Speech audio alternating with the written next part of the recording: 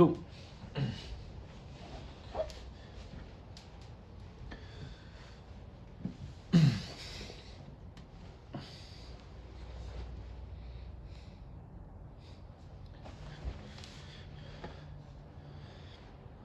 Guys, welcome back. Path of Daggers, part 3. It's going to be my synopsis of what I've read so far, and really just waffling on because so much has happened. And there's going to be spoilers from the outset and throughout. Yes, we're talking Wheel of Time. Let's get into it.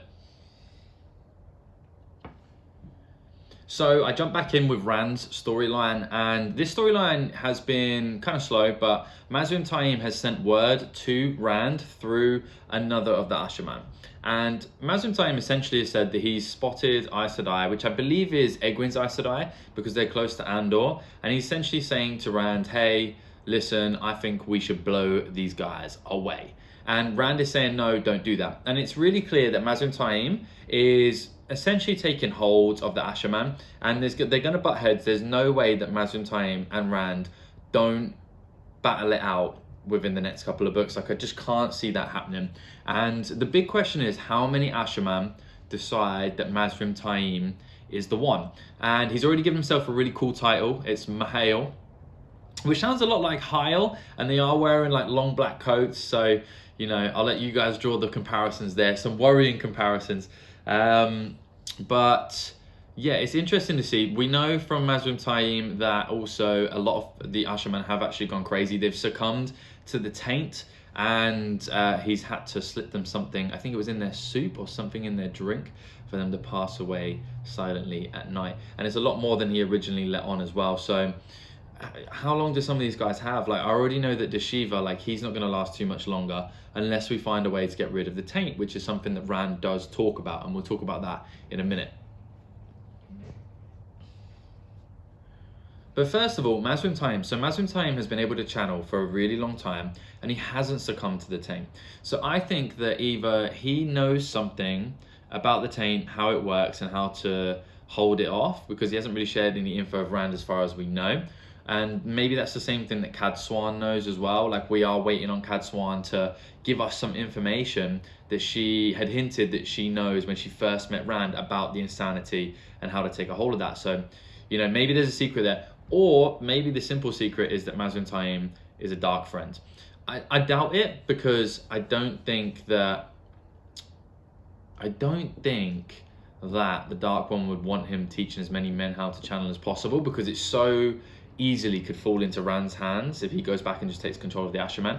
However, he is setting himself up as like the leader of the Asherman as well. So, you know, I'm excited for them to go and battle it out. Like, it was said that him and Rand have really similar channeling ability. So maybe he'll finally have to go and get the swords or one of the other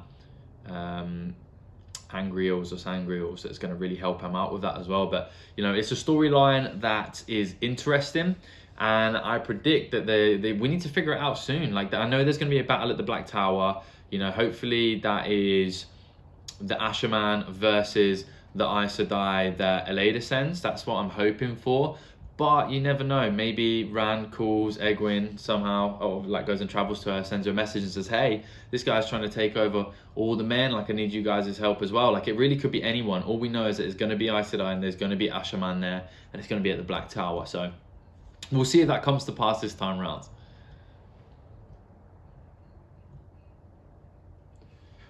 Now, Rand talks about hoping to get rid of the Taint, and obviously every single Asherman is really excited about that. We can see that the Taint really weighs on them, and my prediction has been for the last couple of videos that the Taint is essentially you get in contact with everyone that you used to be, because I feel like people are just recycled because of this pattern. So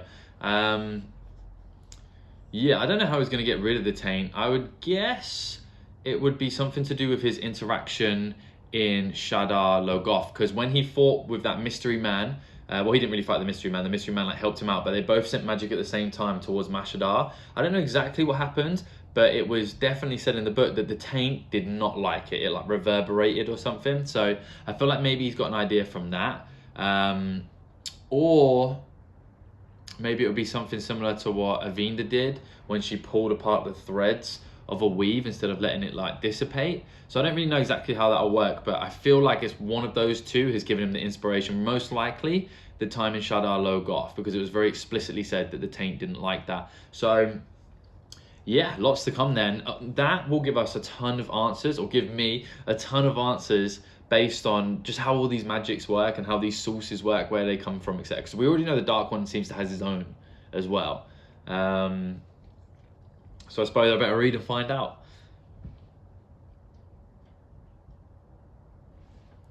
The next thing I was thinking was, like, really we have a lot of spies on the Dark One side. So the Dark One has dark friends, and those dark friends pose as regular people. So what I was thinking was, surely we must have some dark friends who are really on the side of the light. And it took me, 8.5 books to even have that thought. So I was just wondering who it would be. Now, I don't think it would be any of the Forsaken. However, I do think some of the Forsaken will eventually be turned, just because they think that Rand's going to win, or they're afraid that Rand will kill them, like Asmodee. But that doesn't really count as like a double agent. What I was more thinking was, maybe we get like an Aes Sedai, or just someone who can channel, or just a regular person who is actually on our side but is posing as a dark friend.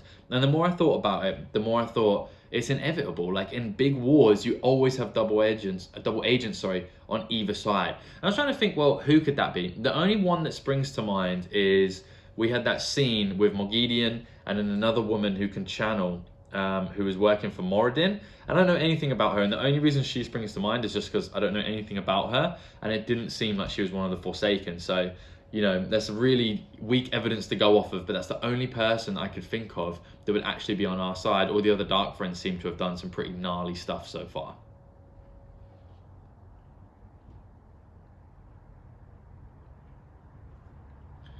In the other storyline, Egwene approaches Andor.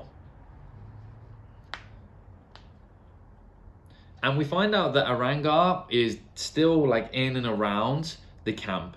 And we find out that he like used to be a man, but is now a woman, something along those lines, from a very small snippet from his or her perspective. And I was trying to figure out and rack my brains, like, who do I think this could be? And the only answer I could think of was probably one of Egwene's servants. And the reason I say that is because it has to be someone who's kind of above suspicion. Otherwise, if there was someone that we were interacting with a lot more, there would be clues. I feel like there would be more clues, and maybe there are, and I might have completely missed them, but I feel like there would be more clues. So it has to be someone who's completely above suspicion, and the only people we interact with on a regular basis from that storyline that are above suspicion are her like 2 or 3 handmaidens she has. I have no idea which one it would be, and again, I might be completely wrong, but if I had to make a prediction, it would be that Aran'Gar is posing as a servant.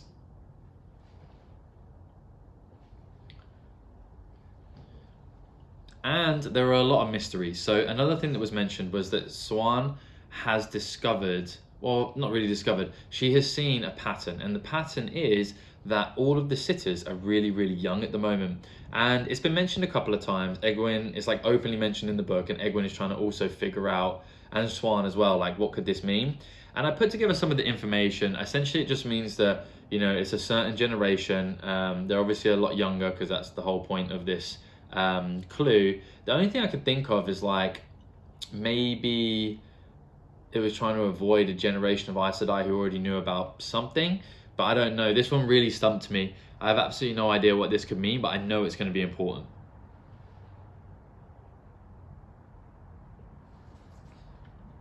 And in Egwene's storyline, essentially she pulls a classic Roman emperor move. And what she does is they declare war, and she gets the vote passed just. And what this now means is that she gets special powers. Now, if you know anything about politics, special powers are very rarely relinquished. Almost never relinquished. It's normally the very start of a dictatorship. So I love Eggy. I'm a big fan of her, and I've been really impressed with how she's maneuvered people. What Rand does with like brute force and fear, and really just utilizing the fact that he is, the chosen one from this story, the Dragon Reborn.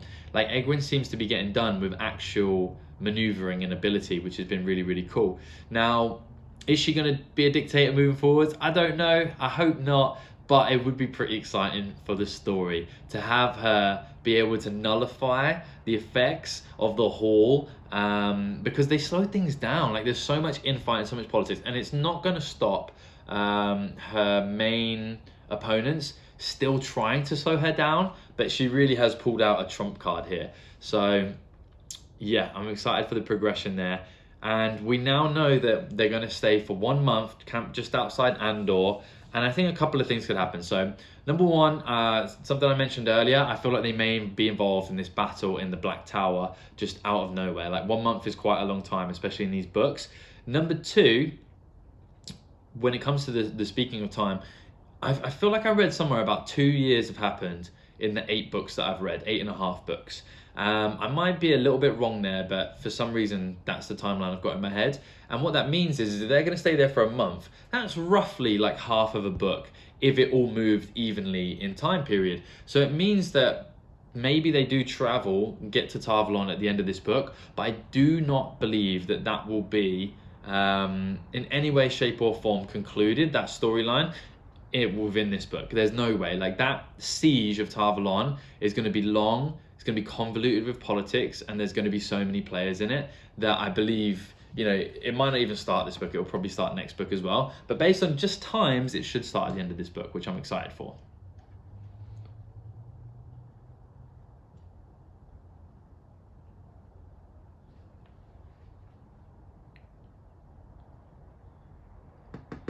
And then another thought that I had, so I was thinking about warders and Aes Sedai and love interests.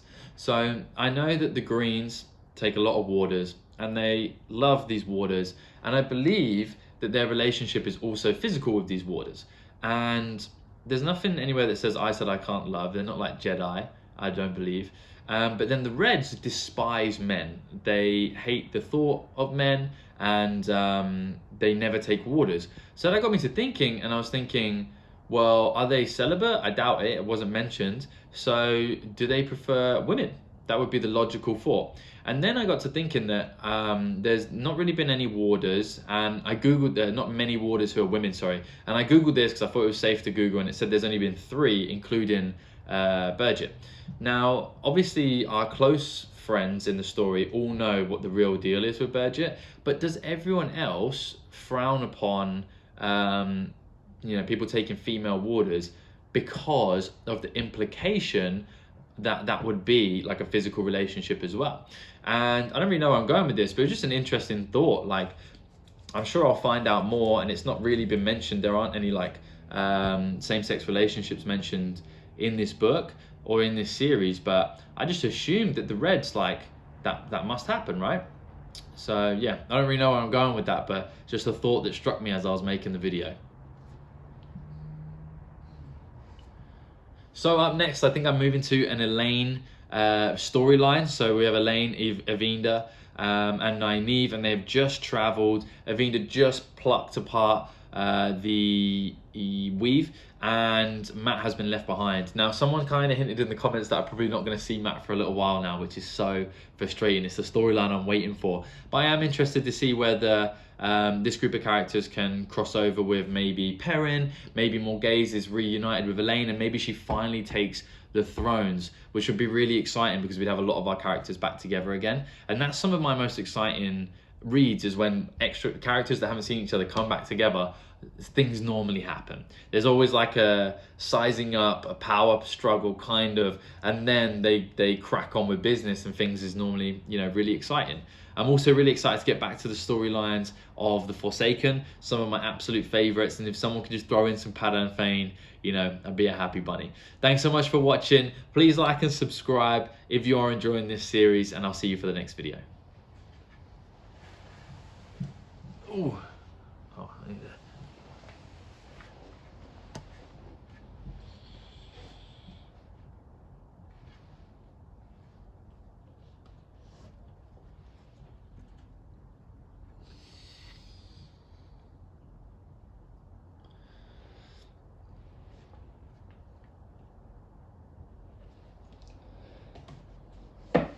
One of them got to get. One of them's got to work, eh, Giz? What do you reckon, pal?